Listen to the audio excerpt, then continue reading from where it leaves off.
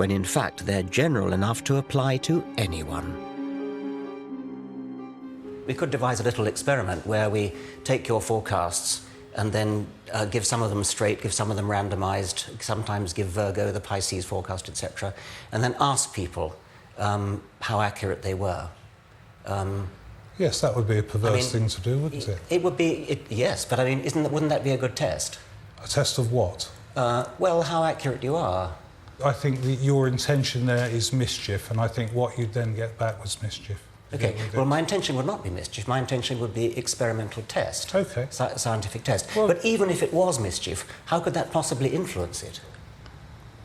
I think it does influence it. I think whenever you do things with astrology, intentions are strong. I'd have thought you'd be eager. I mean, I'd have thought you'd really... See, the fact that you're not makes me think you don't really, in your heart of hearts, believe it. I don't think you really are prepared to put your reputation on the line. I just don't believe in the experiment, Richard. It's that simple.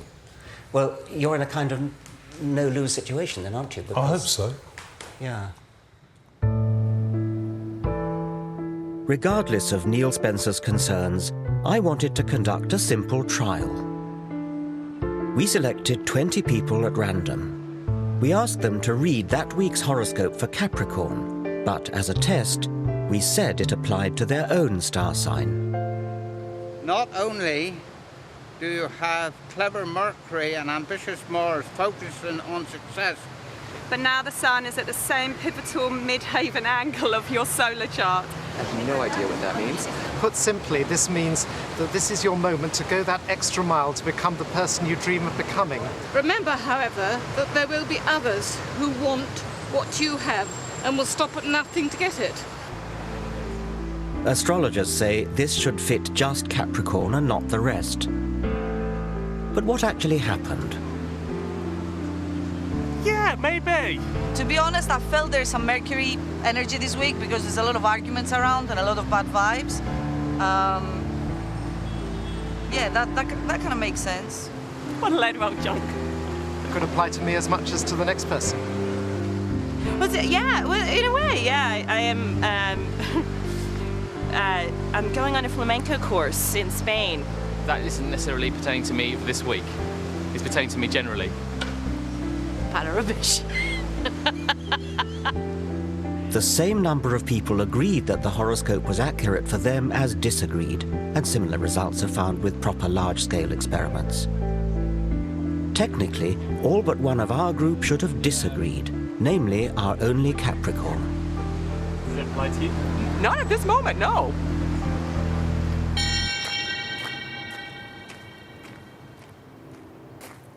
Am I taking this too seriously? I believe astrology misleads the public, denies scientific progress, and belittles our universe. There's a far richer way of looking at the cosmos. Astronomy is a triumph of the human intellect, a real science, constantly enriched by new evidence. Forget about the astrologers' charts with their constellations and planets moving in and out of this house or that house. Go into a real observatory and look at the Milky Way, or go out into the country on a moonless night. Just lie on your back and gaze up at the stars. The heart-stopping sight you'd see is 100 billion stars spinning through an expanding universe at a speed of 1 million miles per day. The light from some of the closer stars started its journey at the time of the dinosaurs. You're staring into a deep time machine.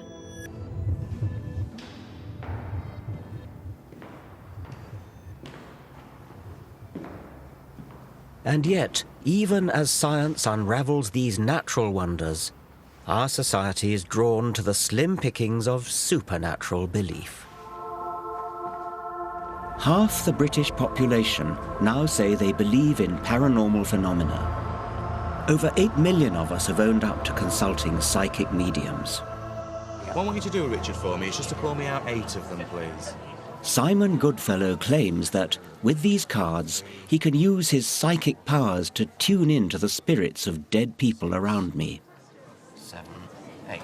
These voices from the past can apparently give him a glimpse of my future. Lovely, Richard, thank you. Now, I feel he's giving me the initial G with his name, OK? Now, I feel with this man as well, I feel he was a family member, and I also feel very strongly with something to do with advertising that was in, something to do with newspapers with him as well. Now, I do feel with him as well, he's telling me about changes that are coming up in your life at the moment. I see total changes in how you're working to how you will be working in the future. The word Simon seems to be fishing for is retirement, the obvious next step for most 60-somethings. It won't be as hectic and it won't be as active for you, and I do feel you have to grasp that when it... This could apply to anyone my age, but can Simon back up his more precise statements? What was that male relative with a G? What was that about you said earlier on? Right, the male relative with a G, right. I do feel with him, I don't feel he was a family member, but I do feel with him, right, it was some connection. I thought you said he was a family member, Did I say that? Did I with a family member? Yeah, I think you did. Right, OK. Maybe. Let me see if I can feel him here still. Yes, OK. Right, OK then. What I feel with him, right, I feel as though there was a lot of things. It was a very strong character. Another feeling he's given me is it was very regimented as well, and I feel he served in some forces, in some way as well. But can you understand anybody with a military background that was connected to you? Well, I've got really nobody military in my background at all, and actually nobody beginning with G either. I don't Right, think. OK. Spirit G has rung no bells, but now another voice comes from the ether. Oh, well, she's given me the initial E with the name. Now, I do feel with her as well, it's something to do with, I feel, a grandparent, and I want to give you an E-sounding name. My grandmother had a name beginning with E. At last, something I can identify with. E-sounding name. Yes.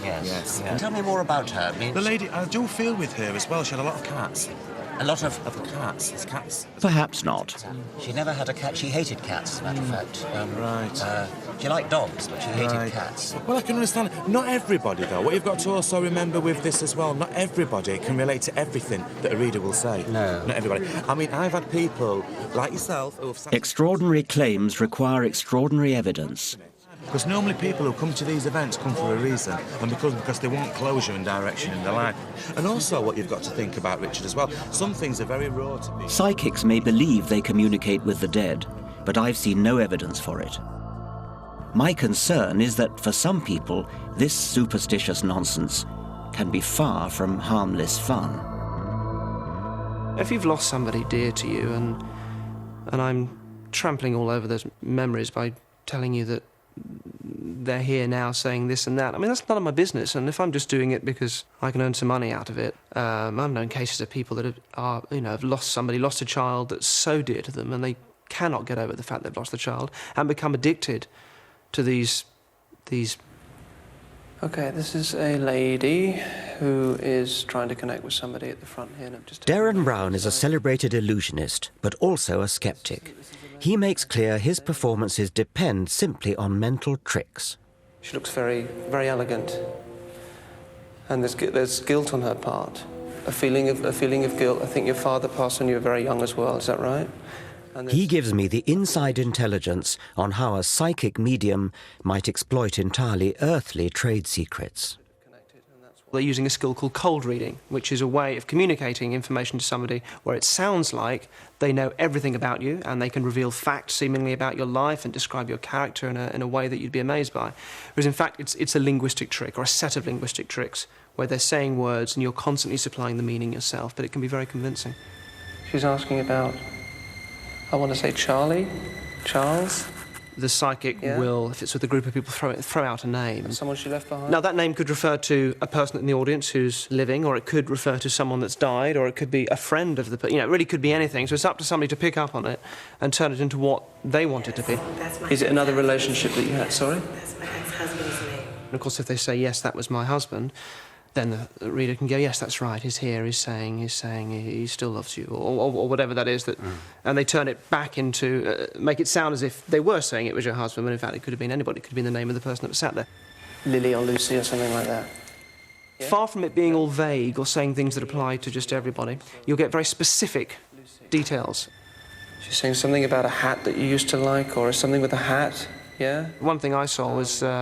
there's a dog. He's saying something to do with his dog that used to sleep in the hallway. And the answer sort of came back, sort of, no. Yeah, well, it's something in the hall. It could be a picture of a dog. Is there a picture of a dog in the hallway? And the answer came back, no. I mean, I've just put up another picture. I put up a picture in the hallway of the family or something. That's it. He's saying he doesn't like the picture in the hallway. The dog was forgotten. But it actually started off talking about a dog.